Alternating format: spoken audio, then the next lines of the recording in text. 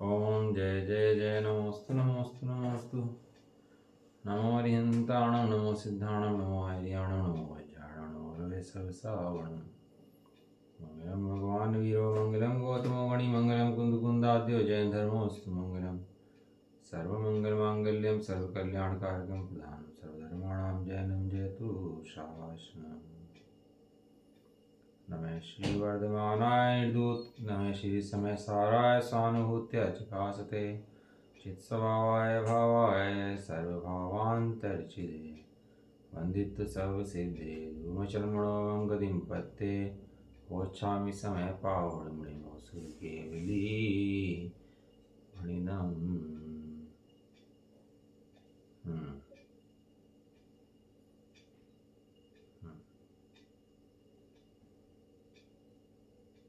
सिर से मसाज दिखा निर्जला दिखा।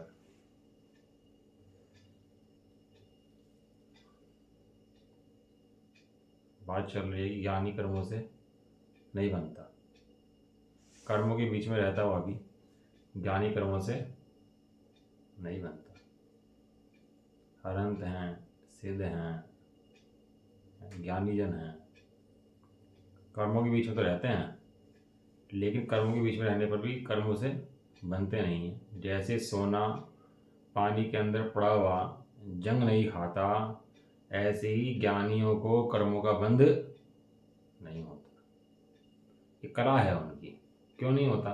क्या है ऐसा? ये कला है, नुक्ता है। ये जानते हैं कि कर्मों से बचने का उपाय क्या है। जो बचने का उपाय है जानता है वो तो नहीं बंधेगा, और जो बचने का उपाय ना जानता हो वो बन जाएगा। नाव में दो व्यक्ति बैठे, नाव डूब गई। एक को तैरना आता है, एक को तैरना नहीं आता। बताओ कौन बचेगा? दोनों में कौन बच जाएगा? जिसको तैरना आता है वो बच जाएगा, जिसको तैरना नहीं आता वो डूब जाएगा। ऐसे संसार के सागर के अंदर भी है भाई। जिसको तैरना आता है तो बच जाएगा, जिसको तैरना नहीं आता वो डूब जाएगा। डूब जाएगा मतलब मरने की व्यवस्था तो यहाँ पर है नहीं, लेकिन डूबने का मतलब ये होता है कि एक इंद्रिय आदि में पहुँच जाएगा, निगुण में पहुँच जाएगा और अनंत काल तक जन्म मरण के चक्कर में पड़ा रहेगा। इसका नाम ही डूबना है। फिर कालांतर में कभी ऐसे योग पाए और समझे तब मोक्ष निकले, तब की बात है। लेकिन जब तक क्या करता रहेगा? जन्म मरण के दुख सहता रहेगा। लेकिन जो जी ज्ञानी जी कला जानता है कि कर्मों के मध्य में रहते हुए कर्मों से कैसे नहीं बना जाता। ये शास्त्र पढ़ने का फल क्या है? कि शास्त्र पढ़ने का फल ये है कि हमें ये पता लग जाए कि भले ही हम कर्मों के बीच में रहें तो भी कर्मों से बंधें, यह आवश्यक नहीं है। ये कंपल्सरी नहीं है कि कर्मों से बंधना ही पड़ेगा। जो हमारे कुंभ में चार आदि हैं और जो ज्ञानी की बात कर रहे हैं वे कर्मों से नहीं बनते हैं,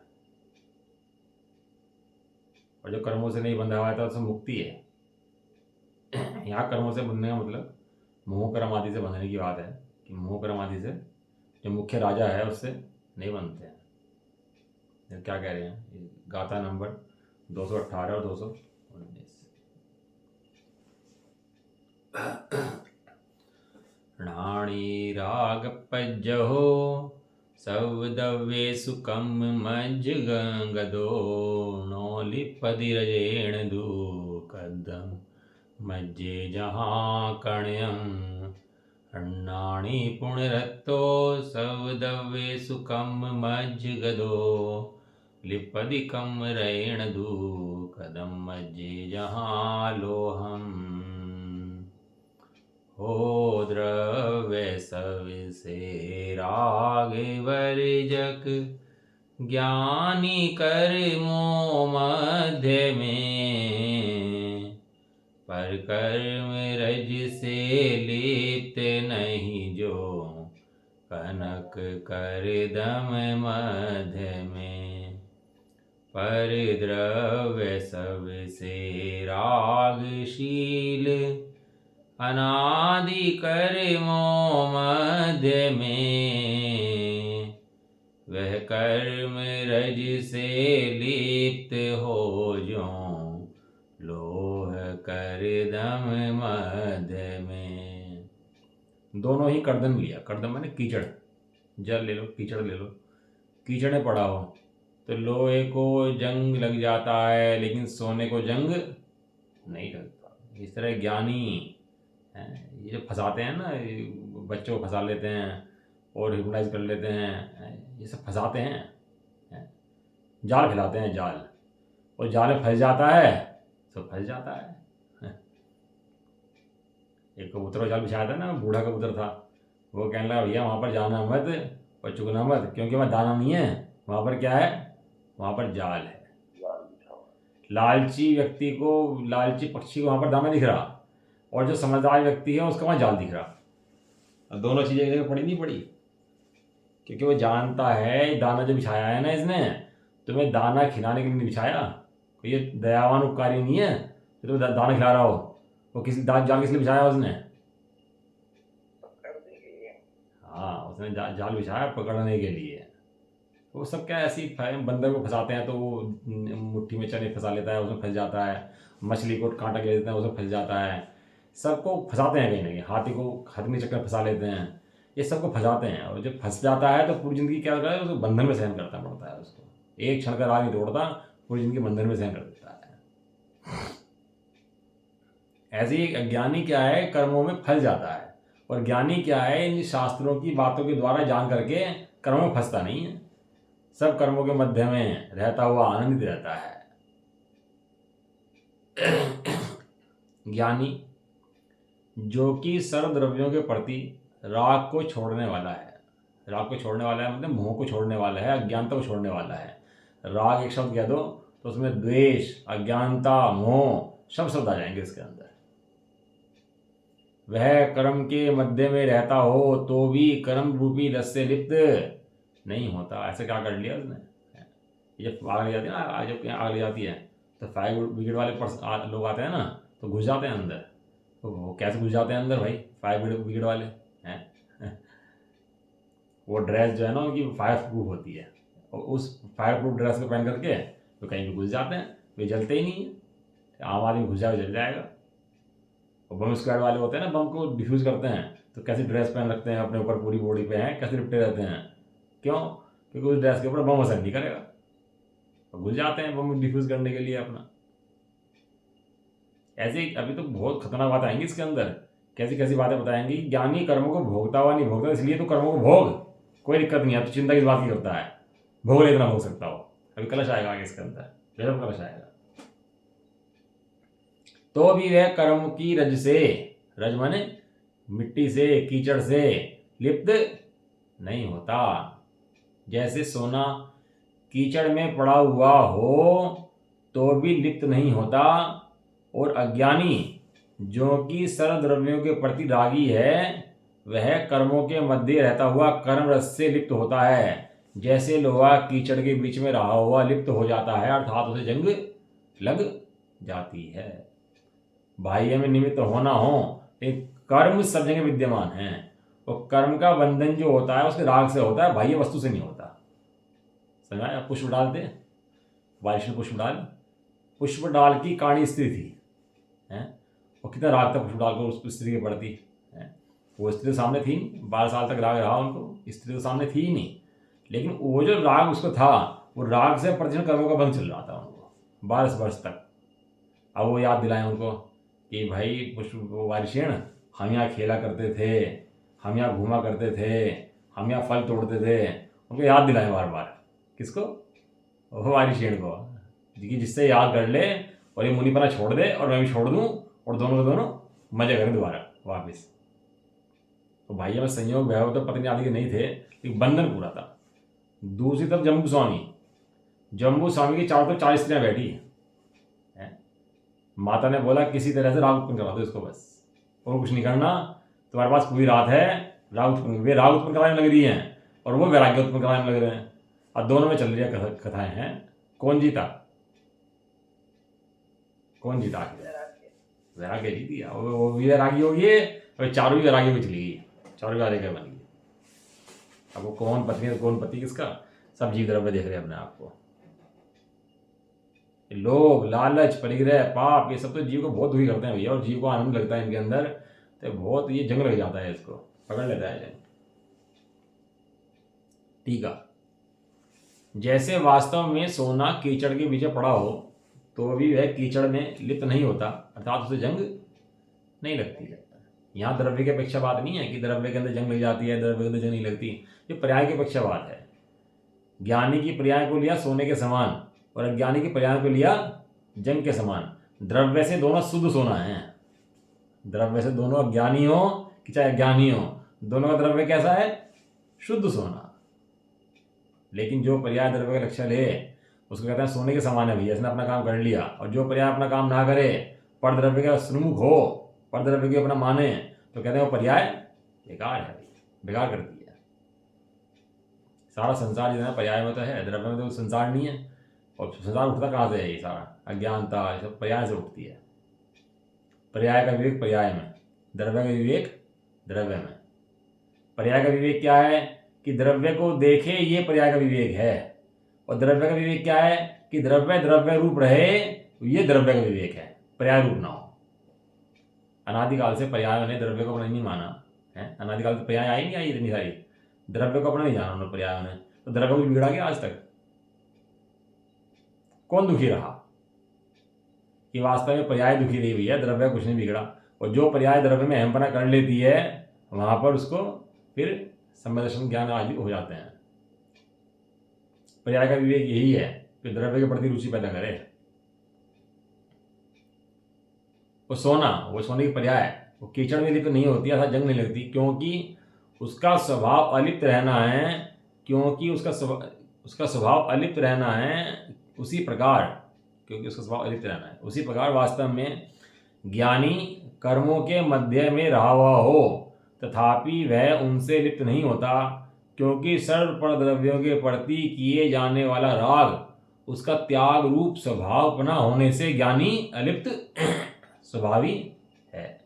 जैसे कमल का पत्ता डूबा हो पानी के अंदर तो भी पानी से लिप्त नहीं होता। कर लिया था लोध फिटकरी लगाए बिना कपड़े में रंग नहीं चढ़ता, तो लोध फिटकरी क्या है? लोध फिटकरी राग है। ये जो जी राग करता है उस पर रंग चढ़ता है। कर्मों का कर्म किसे हम करते हैं, किसे प्रसन्न करते हैं?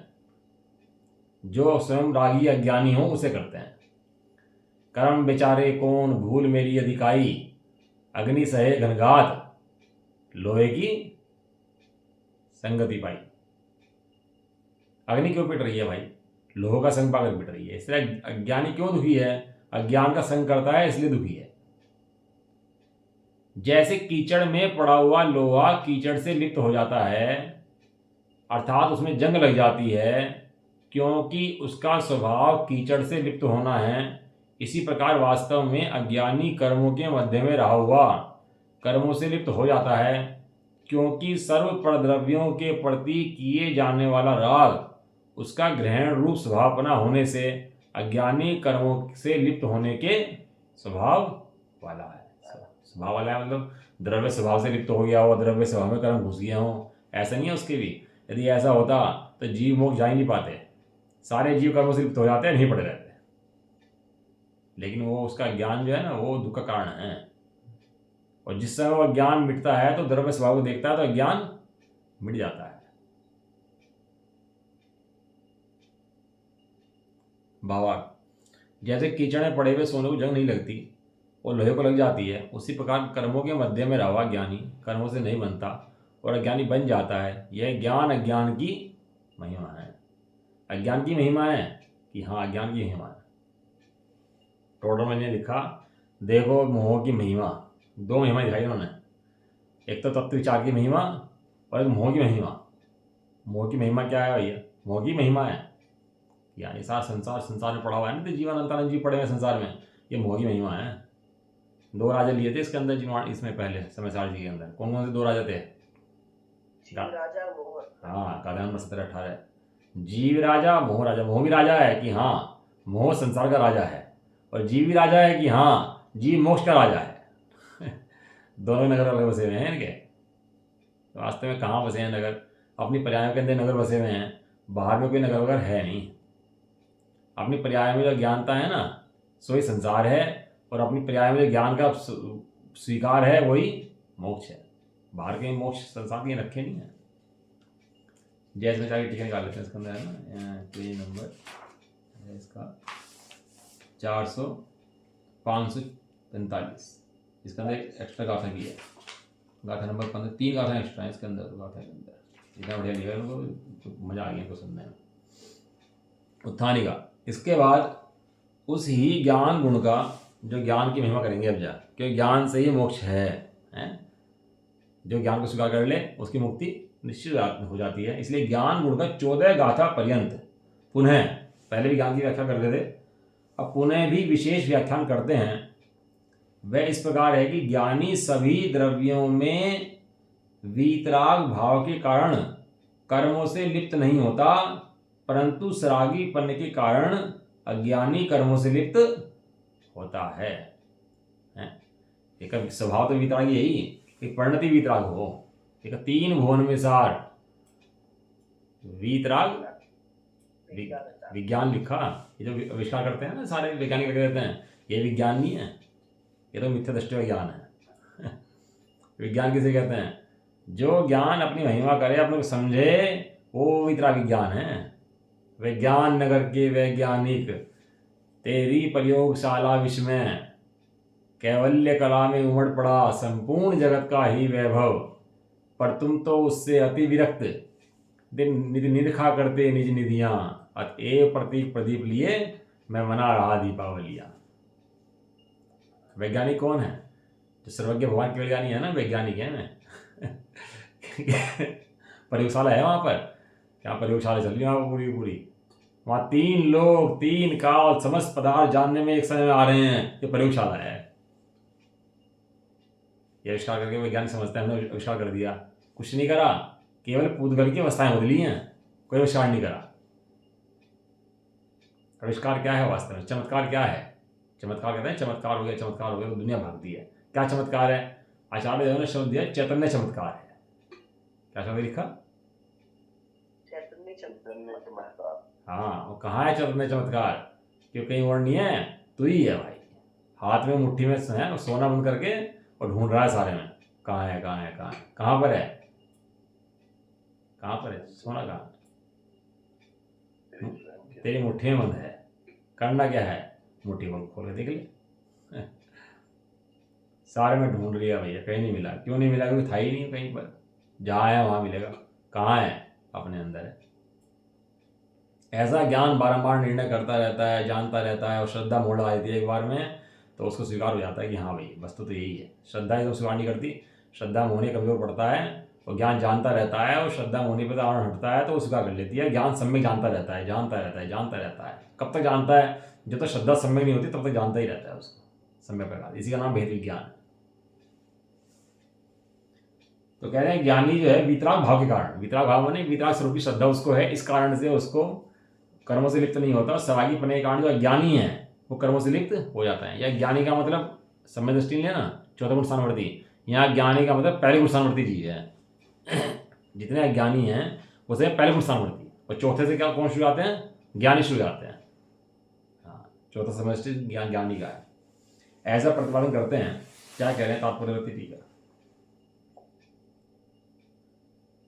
हर्ष विषाद आदि विकल्पों की उपाधि से रहित।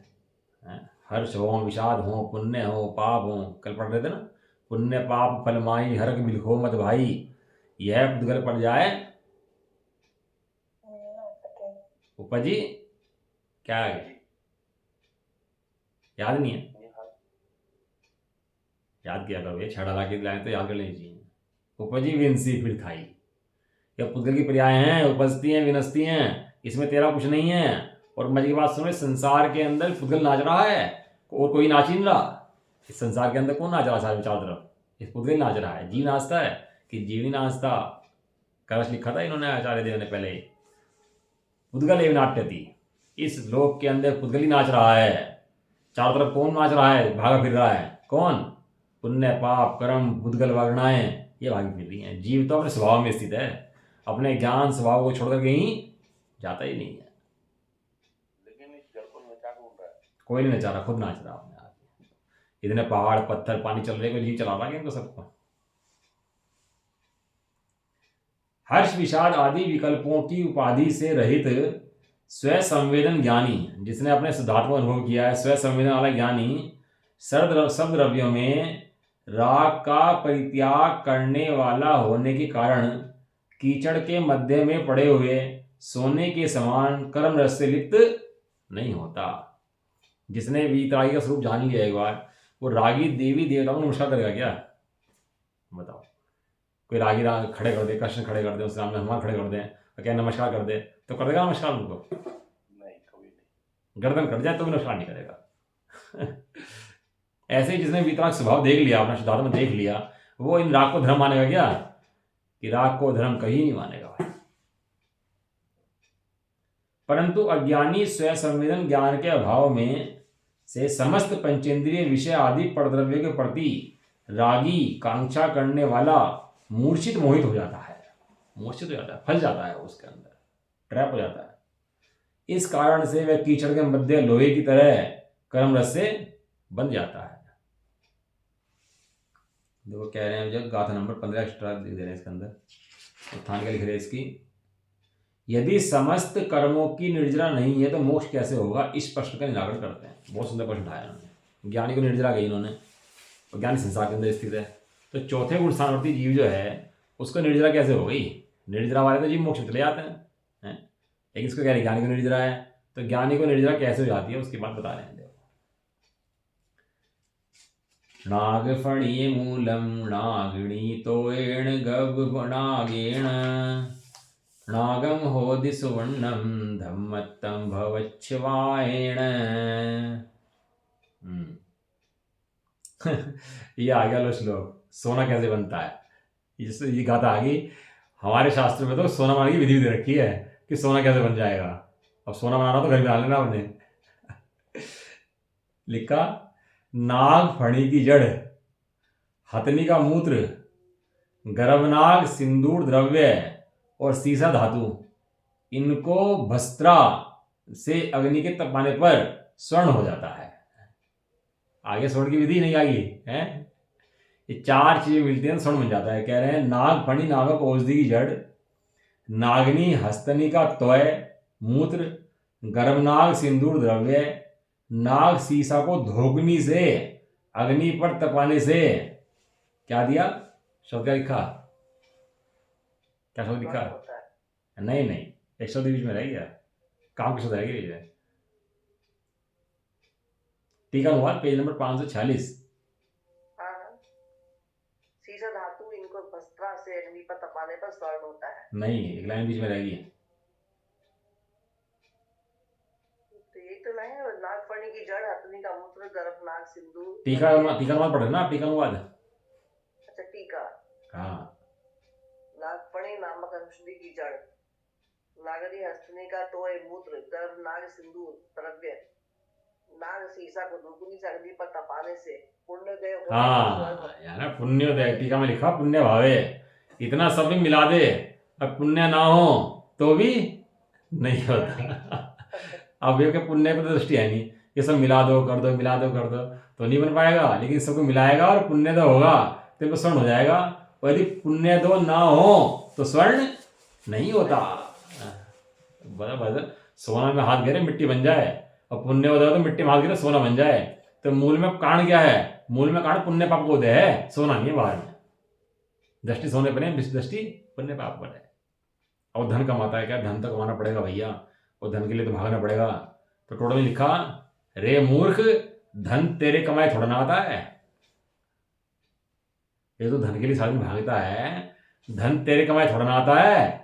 ये तो जिन जीवों के पूर्व में पुण्य बंधा होता है, उस पुण्य को उधर से आता है, तो उसका मेहनत करने से आता है। तो मजदूर इतनी मेहनत करते हैं, भट्टी पे लगे रहते हैं, गरम गरम है, वो वहाँ चले जाओ फिरोजाबाद में, वो चूड़ियों की फैक्ट्री में इतनी गरम गरम में तपते रहते हैं। क्या मिलता है? 1000-2000 रुपये पर डे के मिल जाता है। और जो मालिक ऑफिस में बैठा है वो कहीं जाता भी नहीं, उसको करोड़ों को फायदा जाता है। पुण्य धन आओ तो स्वर्ण नहीं होता। यह दृष्टांत गाथा पूर्ण है, ये दृष्टांत दिया है। अब इसका वो देंगे कि इसका वो क्या है दृष्टांत। अब दृष्टांत कहते हैं, सिद्धांत कहते हैं। कम्मम हवे किट्टम रागादि कालिया अह विभाओ सम्मत्यणानि चरणम परमोसमिति वियाणाहि झाणम हवे यज्ञी तवेणम भत्तली समखादो जियो हवे लोहम धमिदवो पर जोगी। डॉक्टर साहब बहुत पूछते हैं सोने की विधि कहाँ है लिखी है। ये बात सुन लेता हूँ शास्त्र में कि सोने की विधि, कह रहे सोने की विधि बताओ मुझे तो बस और कुछ चाहिए। और सोते रहेंगे ना तो निकल के सोने की विधि देख लो। अब या तो सो लो या सोना प्राप्त कर लो। ये भी ऐसे ही है, या तो सो लो सिद्धांत प्राप्त कर लो कि सोना तो जड़ पुद्गल है, इससे कुछ नहीं होता। लेकिन वास्तव में सिद्धांतों को जो पी जाए ना, ज्ञान के आराधना को पी जाए तो मोक्ष के फल खिलते हैं इसके अंदर से। ऐसे ज्ञान के बैठे तो वो जाति अलग है उसकी। एक का मकान नाले के पास हो, एक का मकान सुंदर फूलों के बगीचे के पास हो, तो बताओ दोनों में कुछ फर्क है कि नहीं है? वो सारे दिन रात नाले की बदबू, नाले की बदबू, नाले की बदबू, और एक बार बैठा हुआ फूलों की खुशबू, फूलों की खुशबू, फल फूल है। देखिए कितना फर्क होता है। इतना परमात्मा तोड़ दे और तो ज्ञान की आराधना करे तो फल फूलों की खुशबू, और परमात्मा ना तोड़ा तो वो बिस्तर में पड़ा, इसमें खाए पिए बस भोग में लगा और जीवन ऐसे खराब कर देता है अपना। इसलिए जीवन किसके लिए है? जीवन आराधना के लिए है, और जीवन ज्ञान की आराधना में लगाना चाहिए। स्वाध्याय करना चाहिए, 4-6 घंटे का स्वाध्याय लग के होने चाहिए घड़ी देख करके। किसके लिए है जीवन? ही है वह के लिए मिला क्या? जो क्या कहते हैं इसकी, यहाँ सिद्धांत कहते हैं।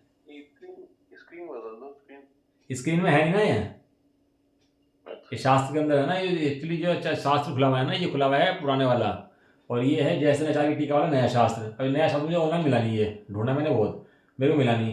लेकिन मिल जाता तो मैं ही खोल देता इसको, मिल नहीं पाया मेरे को, इसलिए दिक्कत आई है। अब इसमें आचार्य जैसे की गाथाएं हैं एक्स्ट्रा ही हैं जो गेरी हुई हैं। ये बाद में रचना हुई ना जैसे आचार्य टीका की, तो इसलिए अलग से हैं। ज़्यादातर लोग लेते नहीं है ना, इसको पढ़ाते नहीं है, इसलिए इसको रखते नहीं इसके अंदर। लेकिन मुझे बहुत अच्छी लगती है टीका इनकी, जैसे नचारे की।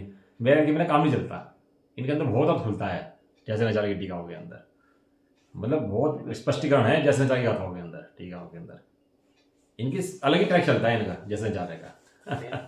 होने से ना आनंद भी आता है। हाँ, वो ना नए नए सिद्धांत खुलते हैं ना उसके अंदर है, तो इसलिए मैं साथ में लेके चलता हूँ इसको। जब शास्त्र पढ़ता हूँ ना, मुझे अच्छा लगता है वो पढ़ना। देखो क्या कह रहे हैं, आनंद आता है। हाँ वो है ही, जितना खुलासा करो सिद्धांतों का तो आनंद आ जाता ही है। अब कर्म कीट है? कर्म जो है क्या है? कीड़ा है। कीट माने कीड़ा है। और रागादिक विभाग कालीमा है। रागादिक विकार भाव है, सब क्या है?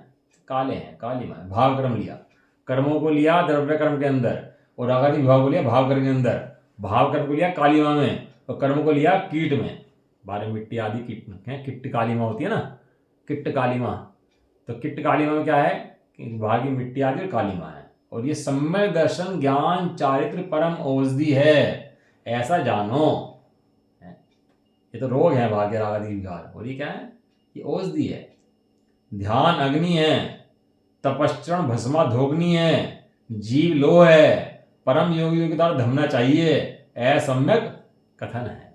अभी मैं कहाँ से गाथा उठाई हो कि जो सोना प्राप्त करना चाहता है कितनी वस्तु मिलाता है? किसी का मूत्र मिलाएगा, किसी की जड़ मिलाएगा, किसी सिंदूर मिलाएगा, शीशा मिलाएगा, धोखेगा उसको। ऐसे यहाँ शुद्धात्मा को तपना हो अगर, तो क्या करना है? सम्यक दर्शन ज्ञान चाहिए तो मिलाना पड़ेगा, ध्यान लगाना पड़ेगा, तपश्चरण तप करना होगा। ऐसा तो जीव जो लोहा है वो सोना बन जाएगा ऐसा करने से। ऐसा सम्यक कथन है। तात्पर्य टीका पेज नंबर 547। द्रव्य कर्म की कीट संज्ञा है। जो द्रव्य कर्म में बाहर पड़े हैं उसकी संज्ञा क्या है? किट है। और रागादि विभाग परिणाम की कालीमा संज्ञा जानना चाहिए। रागादि विभाग परिणाम क्या है? काले हैं। जैसे बाहर में कोयला हो और रगड़ ले कोई अपने को, तो कैसा हो जाएगा? काला हो जाएगा क्या? काला हो जाएगा क्या? नहीं, स्वभाव से काला नहीं होगा, दिखने में काला हो जाएगा। लेकिन खाली ऐसे पड़ा रहे तो सफेद नहीं हो पाएगा, लेकिन धो देगा तो सफेद हो जाएगा। तो धो किससे देगा? सम्यक दर्शन ज्ञान चार्ज से उस काली में धो देगा। किस काली में धो देगा? राग आदि की काली में धो देगा, नहीं तो काले पड़ा रहेगा।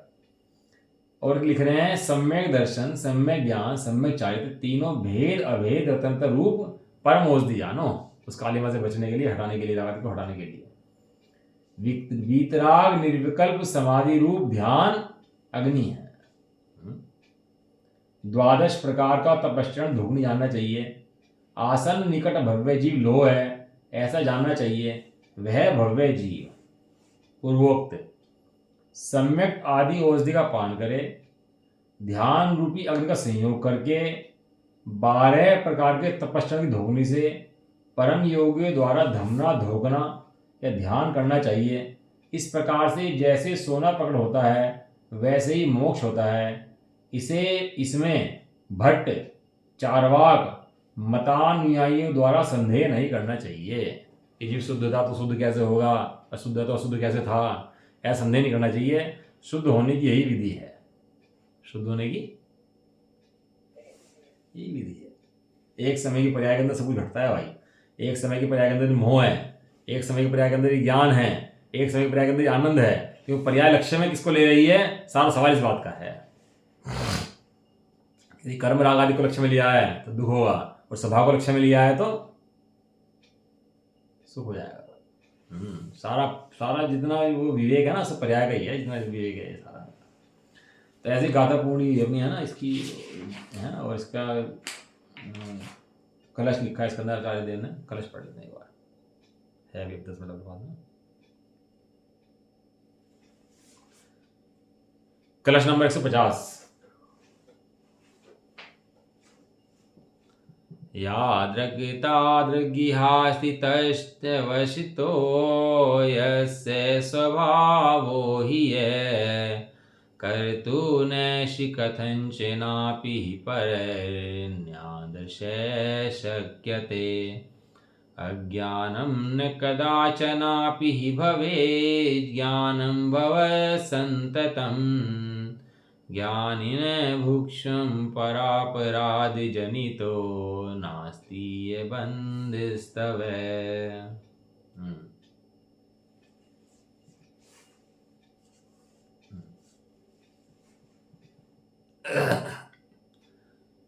अब अर्थ का, इस अर्थ का और आगामी कथन का सूचक कलशु काव्य कहते हैं। कलश के अंदर क्या चल रहा है, पुराने को क्लोज कर रहे हैं और नए को ऐड कर रहे हैं, मतलब उसको नए को विड़ दे रहे हैं, नया क्या आने वाला है इसके अंदर। तो क्या कह रहे हैं, इस लोक में जिस वस्तु का जैसा स्वभाव होता है उसका वैसा स्वभाव उस वस्तु के अपने वश में से ही अपने अधीन ही होता है। जिस वस्तु का जैसा स्वभाव है वो वस्तु किसके लिए परिणम करती है, प्रत्येक वस्तु अपने में अपने से अपने द्वारा अपने लिए परिणम करती है। कोई भी वस्तु की दूसरे के लिए परिणमन, हाँ ये शरीर आदि देह आदि स्त्री पुत्र आदि है, कोई किसी एक दूसरे के लिए परिणमन करता है ऐसा नहीं है, सब अपने अपने लिए परिणमन करते हैं। ऐसा वस्तु का स्वभाव है, ऐसा वस्तु का स्वभाव है वह पर वस्तु के द्वारा किसी प्रकार से अन्य जैसा नहीं किया जा सकता। वो कोई भी कला लगाओ, कोई भी विधि लगाओ, उसके अंदर कितनी मिला लो, दो वस्तुएं मिलकर के एक कभी भी नहीं हो सकती। एक वस्तु की दो वस्तु नहीं होती और दो वस्तु की एक वस्तु नहीं होती। एक वस्तु के दो परिणाम नहीं होते और दो परिणामों की एक वस्तु नहीं होती। ज्ञान में जितने परिणाम हैं वे सब जीव के हैं, और जड़ जितने परिणाम हैं वे सब पुद्गल के हैं।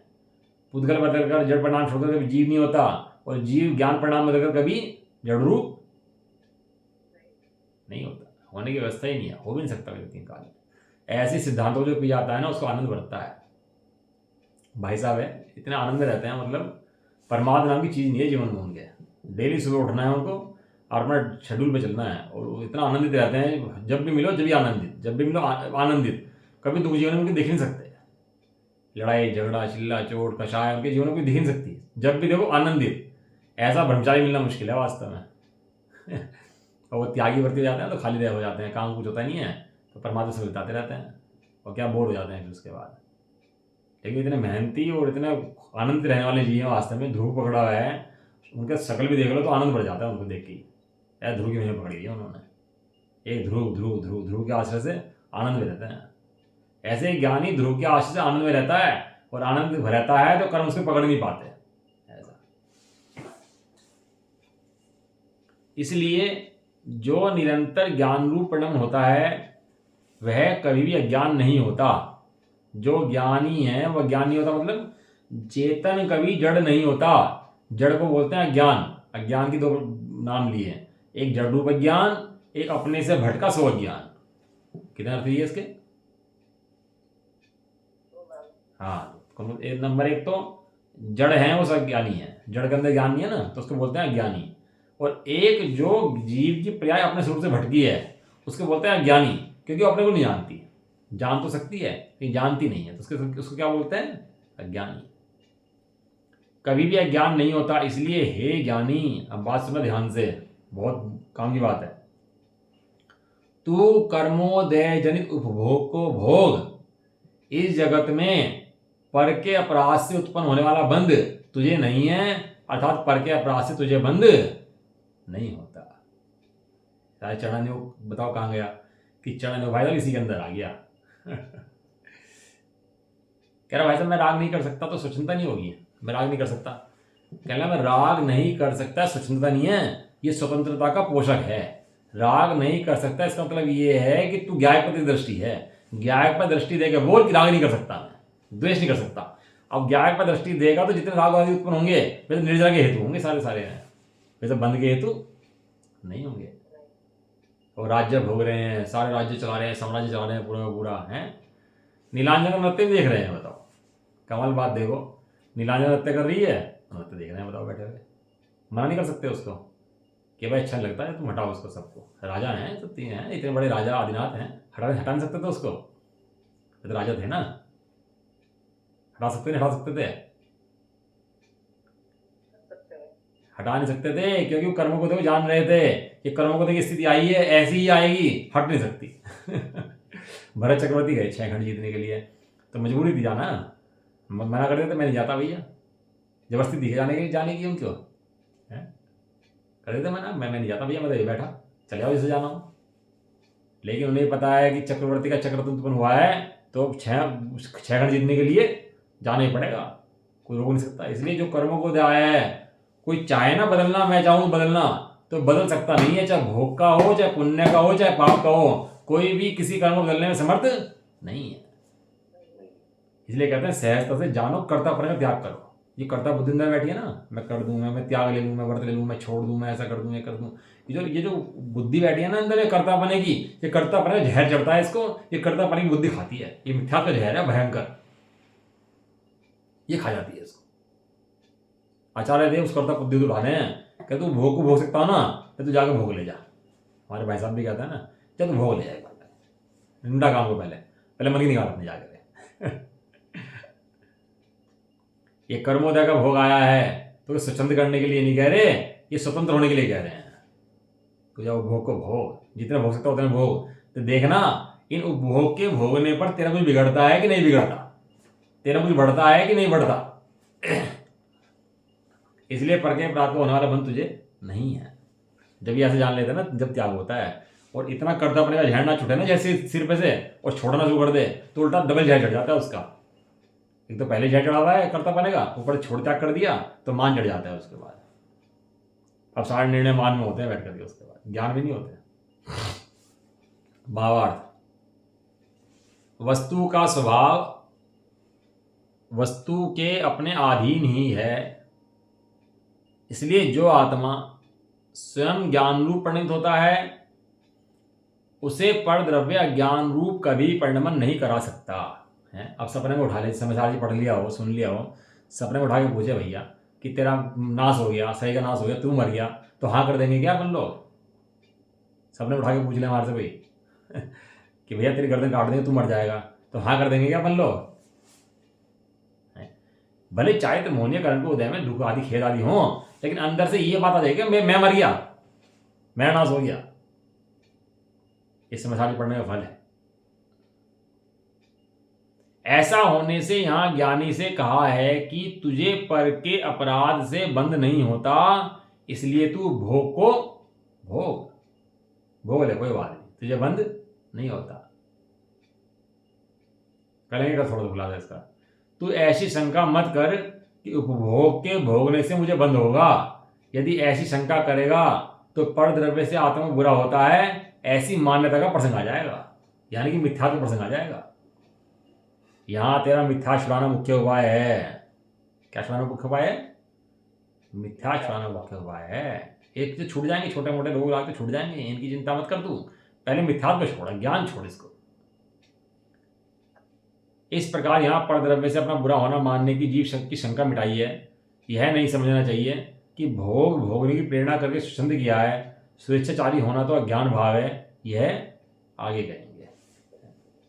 स्वतंत्रता भैया पोषक है, सब चीजें। बच्चे से कहेगा तो फिल्म देखा भैया, बहुत देर से बच्चा पढ़ रहा था, तो फिल्म भी देखा, कोई बात नहीं, देखे जाके हैं, जा थोड़ी खेल ले जा। माँ कहती थी ना, या खेला, कोई बात नहीं।